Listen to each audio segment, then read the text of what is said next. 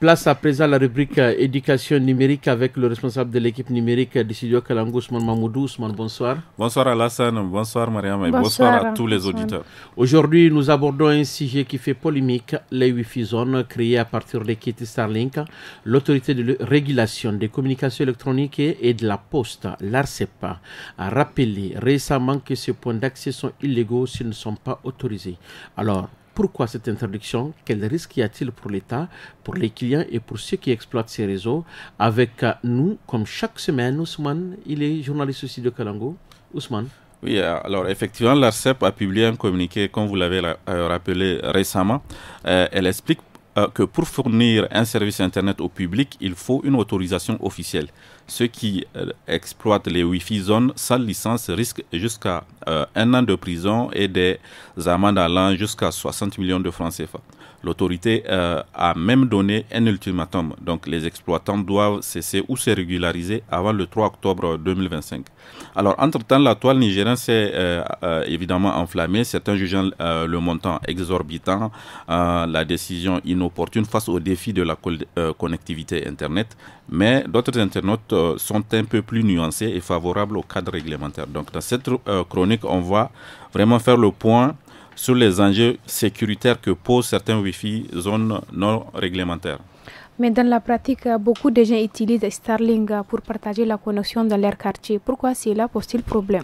Alors, il faut comprendre que les kits Starlink sont autorisés au Niger depuis novembre 2024. Et l'ARCEP rappelle constamment que son usage doit rester strictement personnel ou professionnel. Mais certaines personnes y ajoutent des répéteurs Wi-Fi ou d'autres types d'équipements qui ne sont ni fournis par Starlink ni par l'État du Niger pour couvrir, par exemple, tout un village ou, par exemple, un quartier.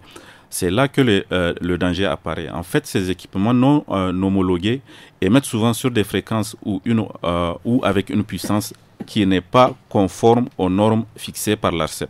Cela peut donc perturber des services publics critiques ou même certaines fréquences de sécurité civile et n'offrent aucune traçabilité à l'État.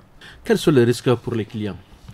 Alors, du côté des clients, quelqu'un peut espionner le trafic, voler des mots de passe ou des informations bancaires, puisqu'encore une fois, ces équipements supplémentaires, souvent non homologués, n'ont pas forcément de mécanisme de sécurité solide. Et contrairement aux fournisseurs d'accès Internet traditionnels, beaucoup de propriétaires de Wi-Fi zone n'ont pas de responsabilité ni d'obligation de protéger l'utilisateur en sécurisant leur équipement.